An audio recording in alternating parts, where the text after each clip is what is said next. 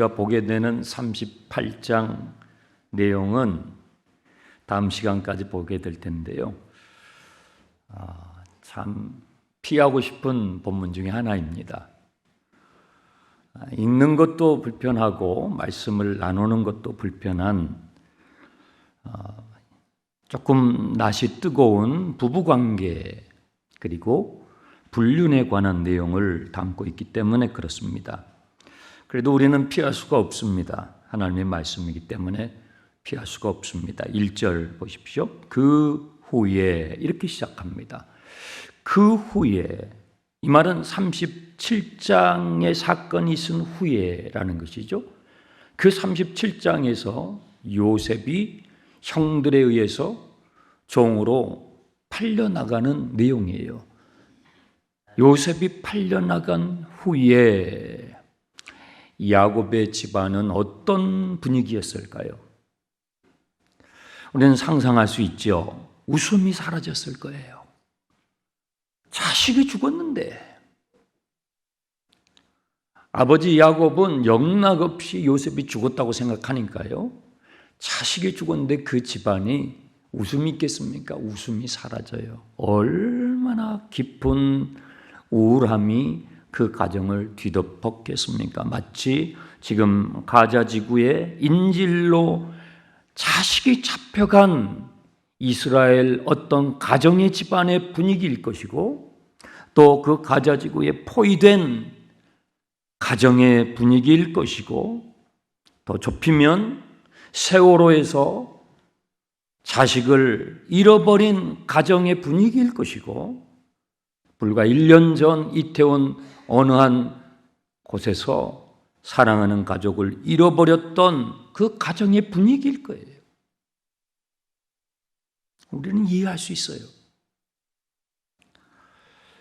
요셉의 형제들이 아버지 얼굴을 보면은 그게 생각이 나는 거예요. 떠오르는 거예요. 형, 나 팔지 마라. 미안해 형. 했지만 그 요셉을 매몰차게 뿌리치면서 종으로 팔아넘기고 은 20냥을 받아 챙겼던 그 형제들은요, 아버지의 슬픈 얼굴을 볼 때마다 그 장면을 지울 수가 없는 거예요. 어떻게 지우겠어요? 서로의 얼굴을 볼 때마다, 이복 형제들끼리 한 집안이 있으니까 서로의 얼굴을 볼 때마다 그 기억을 떨쳐낼 수가 없는 거죠. 가장 괴로웠던 사람이 누굴까요? 요셉을 팔아 넘기자고 주동했던 유다입니다. 그래서 유다가 대표로 나오는 거예요. 유다는 그것을 주동했어요. 그 기억을 떨치고 싶은데 지어낼 수가 없는 거예요. 그래서 유다는 집을 나와요. 가출을 합니다. 나를 모르는 곳으로 가고 싶어요. 나를 아무도 모르는 곳으로 가서 숨고 싶은 거예요. 그래서 가출을 했어요. 여러분, 가출한 경험이 있으십니까? 가출하고 싶었던 충동이 있으셨습니까? 유다는 공동체를 떠납니다. 그 공동체를 떠난 유다는요, 가나안의 문화에, 하나님 없는 가나안의 문화에 점점점 젖어 들어가면서 나락으로 떨어져가는 그 내용을 38장에 아주 리얼하게 기록해 놨어요. 공동체를 떠나서 이 유다가 만난 사람은 아둘람 출신 히라라는 사람이에요. 이 사람과 가까이 지내면서 문란했던 가나안의 문화, 하나님을 떠난 문화는요, 문란합니다. 굉장히 영적으로 또 성적으로 문란해요.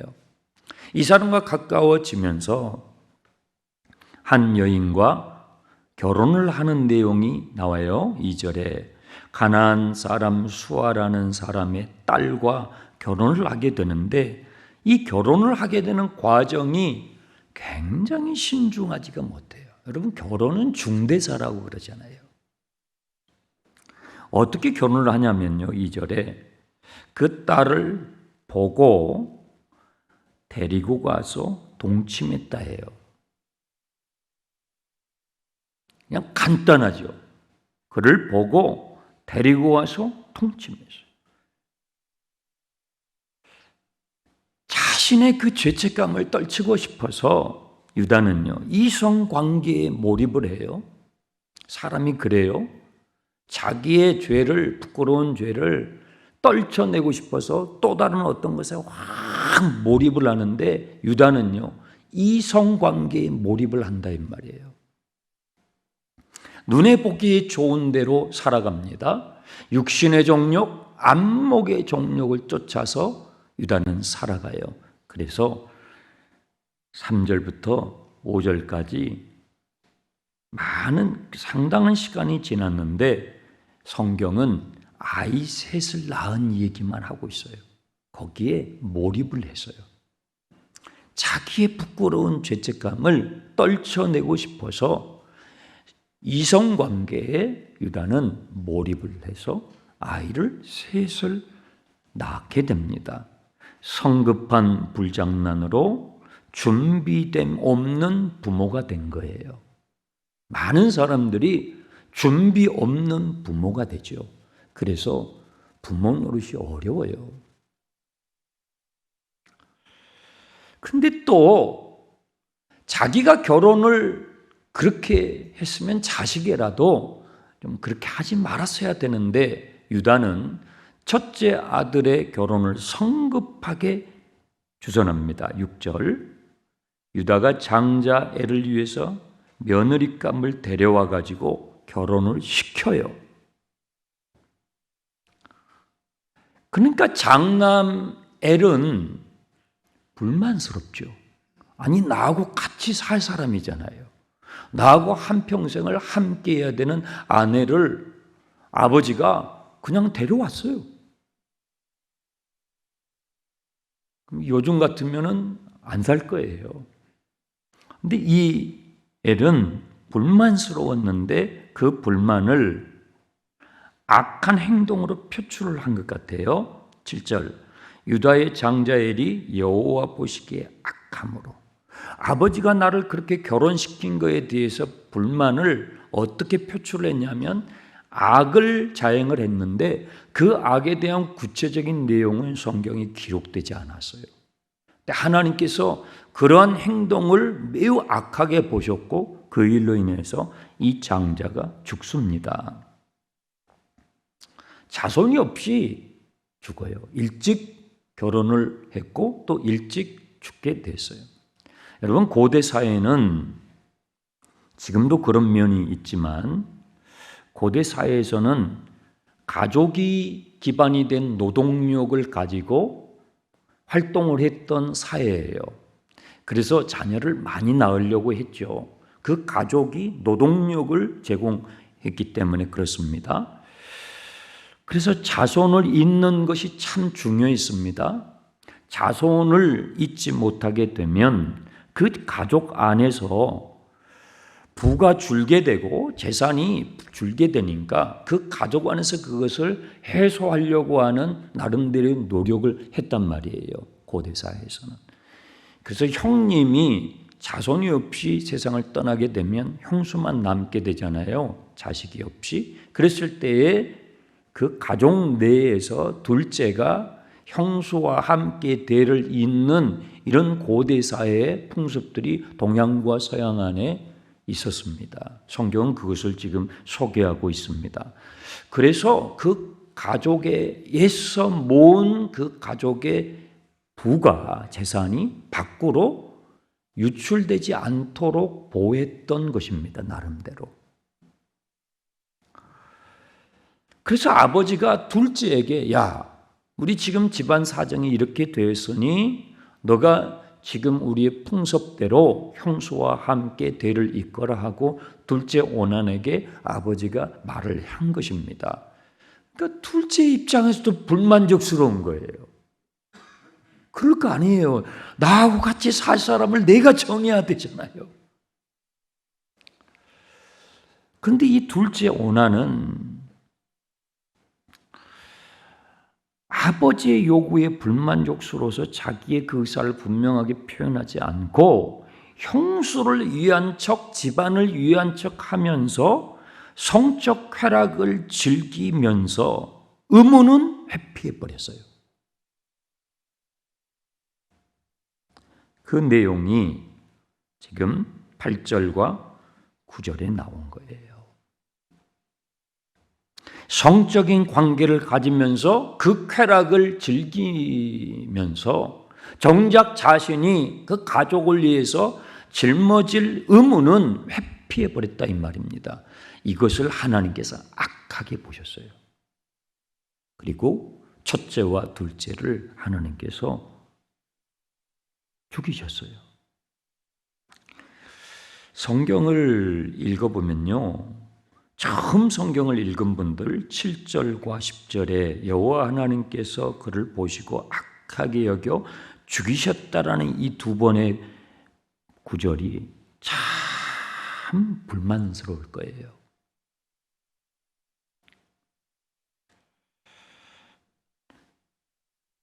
저는 그리스도인으로서 또 매주마다 여러분 앞에서 설교를 하는, 설교해야 되는 목회자로서 성경을 펼치고 기도하고 주님께 이렇게 여쭙습니다. 주님, 이번 주일날 우리 장충단의 성도들과 함께 나누는 이 말씀이 지금도 유효한 말씀입니까? 오늘날에도 제4차 산업 정보화 시대를 살아가는 오늘날에도 우리가 반드시 들어야 할 하나님의 음성입니까? 아니면 너무나 구태연한 옛 이야기입니까? 묻지 않을 수가 없습니다. 저는 늘 그것을 묻습니다, 주님께. 이 말씀도 그런 의미에서 참 저에게는 부담스러운 설교입니다. 7절과 10절은 저 자신을 불만족스럽게 합니다. 아마 여러분도 그럴 것입니다. 하나님께서 죽이셨다. 이를 악하게 보시고 하나님께서 죽이셨다. 이 구절은요, 하나님 자신에게도 매우 불리한 진술이에요. 왜냐하면 우리가 아는 하나님은 크신 하나님인데 여기에 7절과 10절의 하나님은 너무 왜소해 보여요. 생각이 왜소해 보여요. 온 인류를 사랑하시는 하나님이신데 여기에 7절과 10절의 하나님은 다혈질적인 독재자 같아요.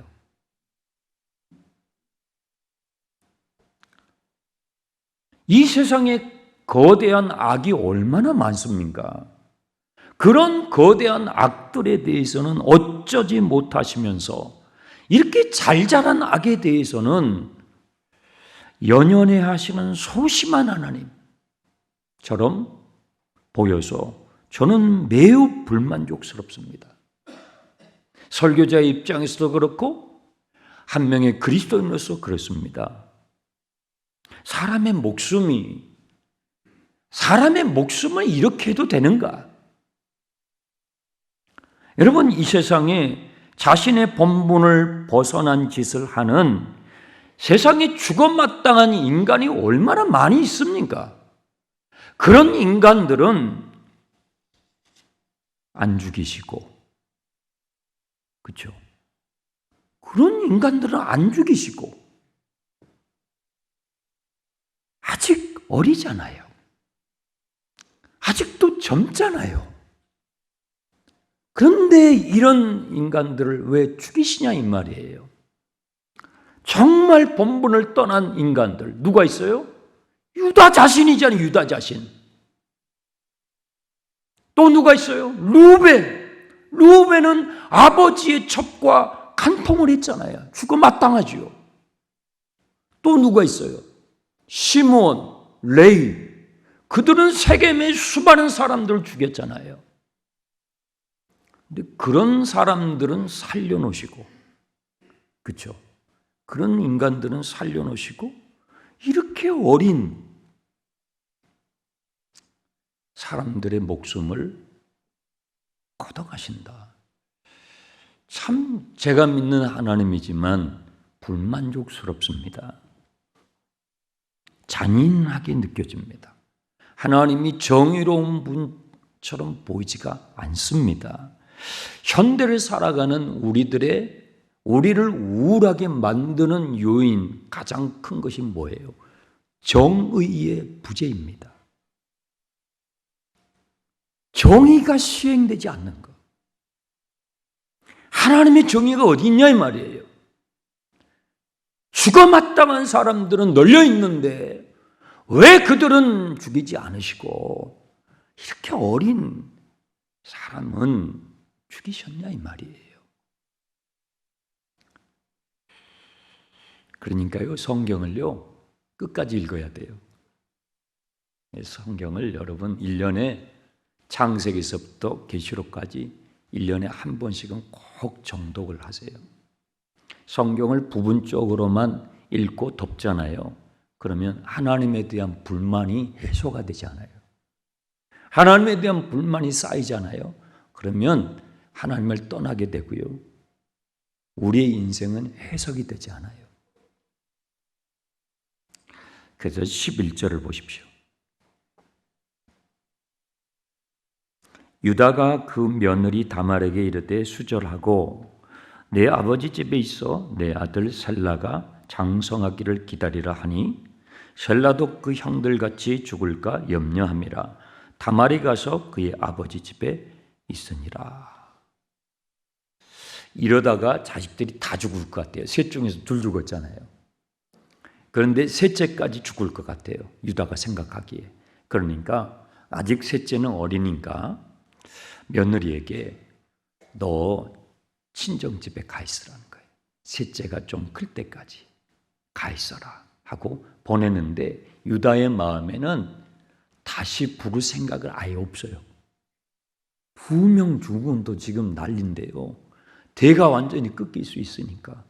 그래서 친정집에 일단 보낸 것입니다.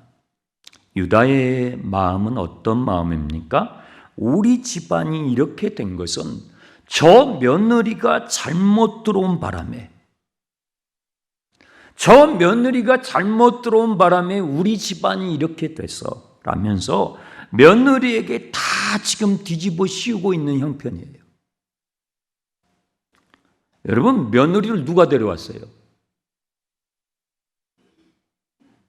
며느리 누가 데려왔냐고요? 본인이 데려왔잖아요.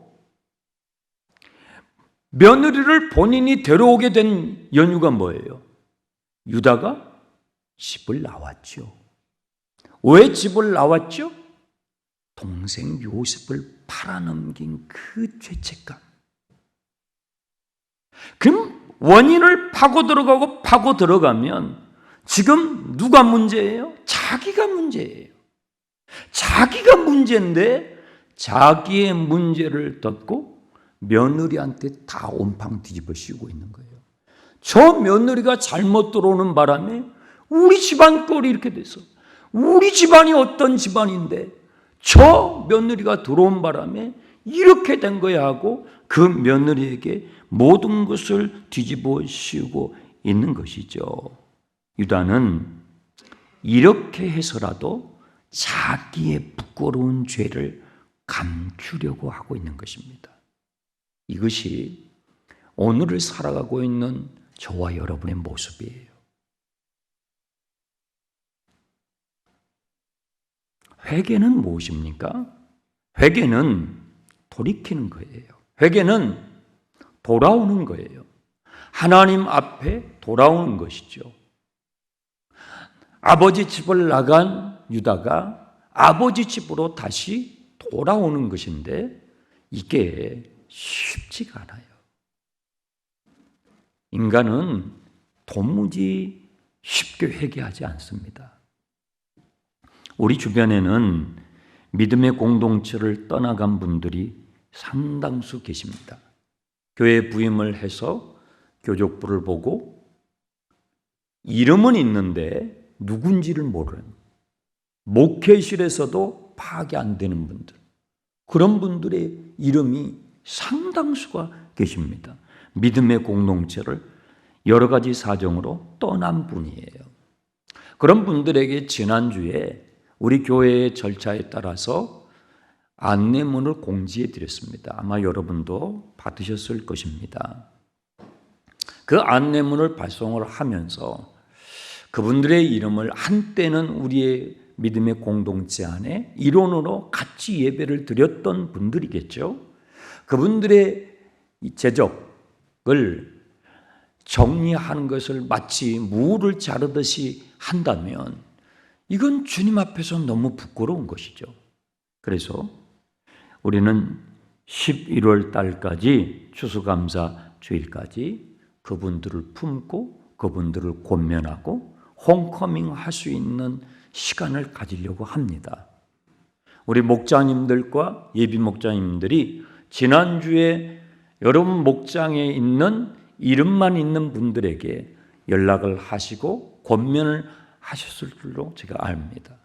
아직 안 하셨으면 오늘 중으로라도 하셔서 그분들의 반응을 톡방에다가 올려주시면 이번 홈커밍 데이를 준비하는 부분에서 도움이 되겠습니다. 돌아오게 하는 믿음의 공동체를 떠난 분들이 다시 돌아오게 하는 것이 좀처럼 쉬운 것이 아닙니다. 유다는 좀처럼 돌아가지 못합니다.